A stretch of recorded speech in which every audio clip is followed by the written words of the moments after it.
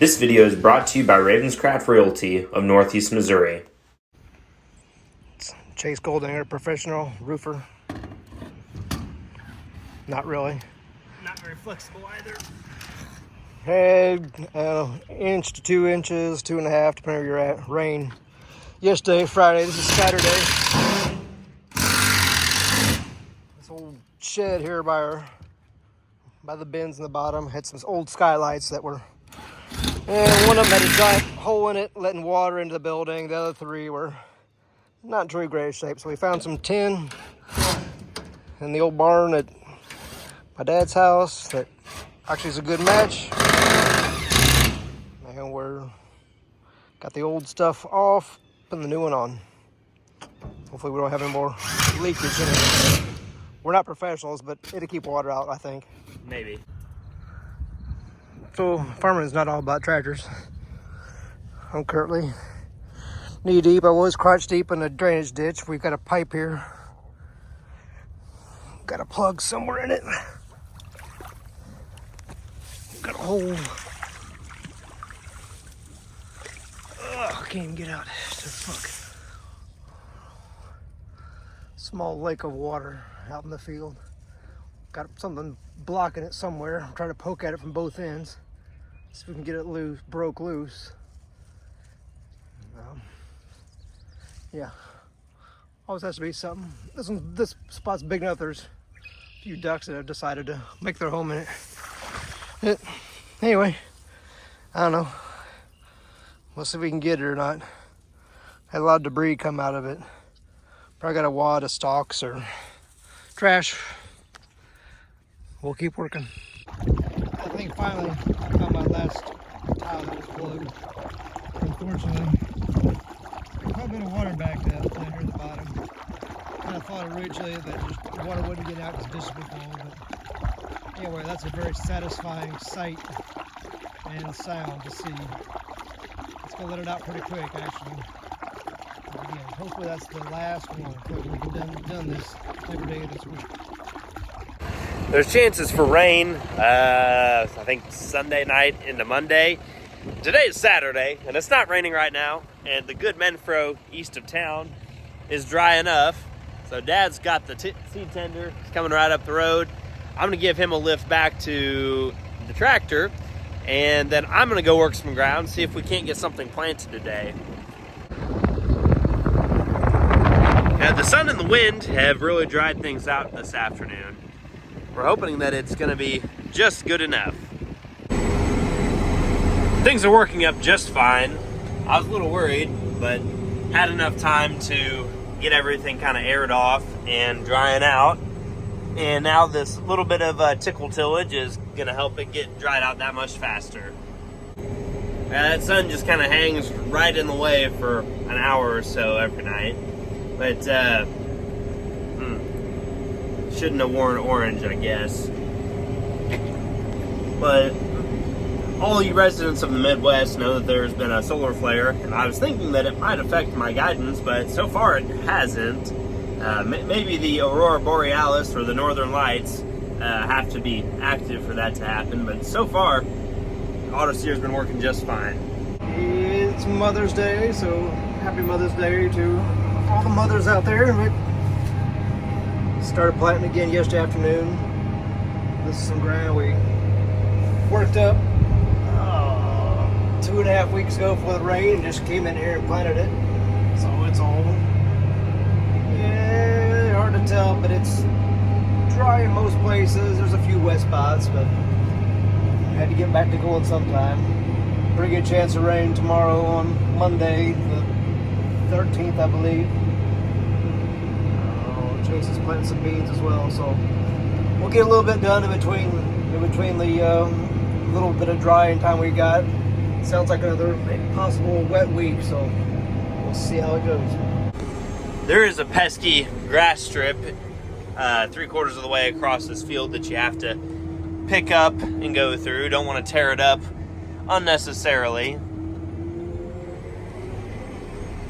I have noticed something odd, which is that there's a little bit less weedy spot here, more weeds, and then less weeds again. And it happens to be that this was the last tillage tool used here, and I'm looking at a little bit more weedy spot right there where I was just at. So I think this tillage tool, it must be leaving it wavy or something. Actually, I think it's that wing right there. Now you can see behind us, there's a little bit of a streak. Oh, that's enough for tonight. Mom's picking me up. Oh, he's forklift certified. All right, this is not what we want to see. This is not cool at all. So here I am planting with the 8R. The neighbor, he's planting with his 986 and a 7000 conservation. No, that's a 7200. Holy heck.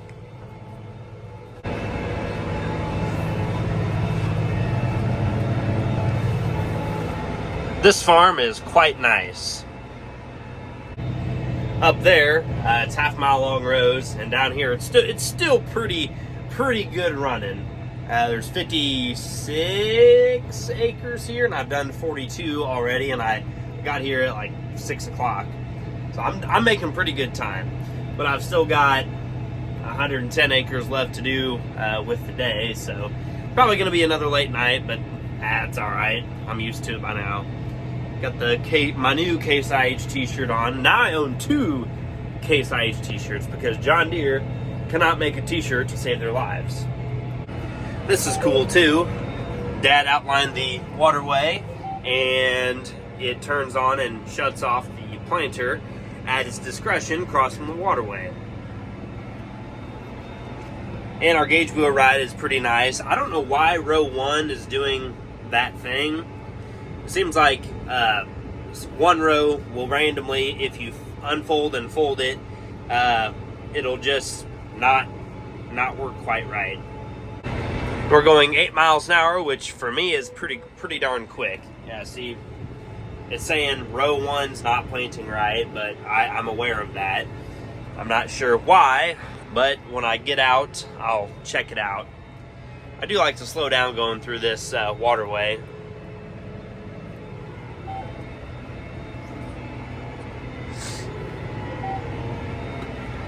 But this is a pretty darn good farm. It's classified as a Menfro soil type, but this doesn't behave quite like Menfro, and it doesn't lay quite like Menfro either. So I think it's a different soil type, and one of the guys that actually put the soil survey for Marion County together told me that there's a couple hundred acres of this soil type, and it's not quite Menfro, but there wasn't enough for them to call it something else, so they just called it Menfro in the soil survey. Well, that one's done. Not quite 54 acres.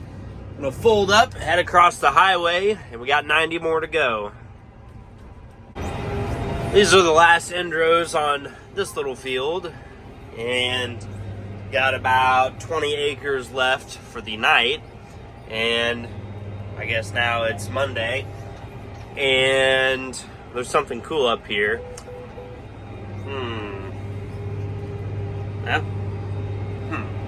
The no seed alarm hit me on the monitor there, and I went back to the row that it was coming from and did the standard procedure. You pull the mini hopper lid back, you put your hand next to the vent and see if there's any air while the blower's on, and of course there wasn't, so all I did, I shook the hose a little bit, seed came. That's Central Commodity Planters. That's just how it is sometimes. Just after 1, and I just made the last pass of the night. Yep, didn't miss anything. So we're gonna fold her on up and head on home. So I worked late thinking that it was gonna rain, and it did not rain. And it was supposed to rain today, and then it didn't rain at all. So at 5 o'clock, I decided to go plant some beans. Dad brought me seed, and my sister's riding with me for a little while, so it's not so bad. It's just before 10 o'clock, and I've about got this farm wrapped up. So far, this has been 63 and a half of the most weird laying acres that I've ever been across. It's not the fastest farming place, that's for sure, but Dad told me that was the case, and I'd never been on this because this is one of the few farms that we've got that's been no-till for basically since we've got it. Dad bought this place like 2012, and then in 2013 and 2014 we put a bunch of terraces on it because it had some pretty bad erosion, and there's some deep ditches going up in the field, and took care of those. And then he's been no-tilling and cover cropping sometimes on it ever since. But this has not seen a piece of tillage equipment since 2014, and it's not in too bad a shape. There's some little ditches like along the edge where there's no terraces, or we couldn't put a terrace because it'd be, you know, too close to the edge. And I think that's pretty good. But there are a lot, I mean a lot of risers, and this field you have to plant with your markers because there's just no good way to auto steer in it. But there's like 18 risers in this field I'm in right now. But I'm gonna finish this up and then take this tractor and planter down the road to the next place. It's kind of in the bottom, and if the rain holds off tomorrow, I'm gonna plant that one as well. And if the rain really holds off tomorrow, I'll go finish planting first plant beans in the big bottom.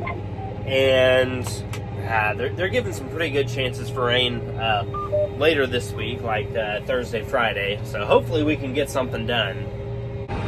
Okay, this is it. This is the end of the longest 66.9 acres of my life. That took forever. I guess I'm not going to be planting today or tomorrow. Well, I got my Dodge back and it kept raining, and this is the most full I believe I've ever seen these ditches is right now. Not cool. Let's see what the rain gauge has to say. Right at 2 inches. That's not cool. I guess today we're the Goldinger road construction crew, or fixing the potholes. Maybe the county should subcontract us to finish fixing all the potholes in the gravel roads. We found something Wyatt's good for, the shovel man. So in these potholes, it's holding water, so we're digging down to the dirt under the driveway and then putting a little bit bigger rock in it, try and get the water to go on down. Tonight I'm doing a little bit of work on the 7020. I got my fancy air conditioning compressor, the alternator off. I'm doing a little swap-a-roo because the compressor is supposed to go right here and the alternator is supposed to go over here. But I've run into a problem. You see, this bracket here is actually 2 1/4 inches short. As it is, the pulley, this set of pulleys sits 2 1/2 inches behind where the rest of the pulleys are, which is highly odd, but we're gonna figure this out. I made the call, or the text, I should say. I'm calling in the big guns, which is Cousin Will. So maybe tomorrow he and I can get this project, well, at least get it started. And the old compressor, this thing's an R12 unit, like a piston pump. This is literally an air compressor now. When you spin the clutch on the front here, it compresses air because it's an AC compressor after all.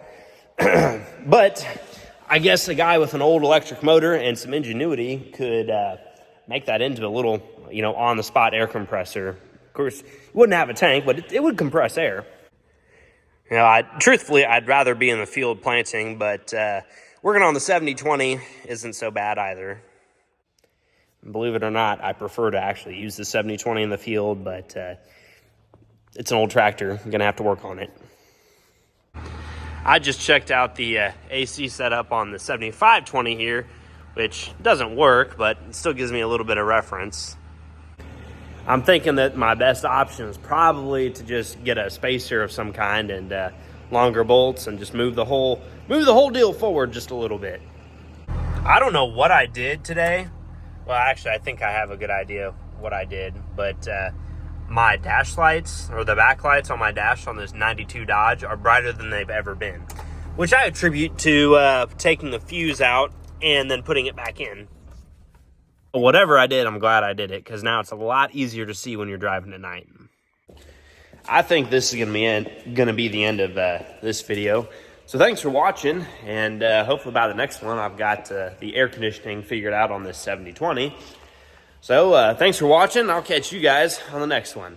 Take care.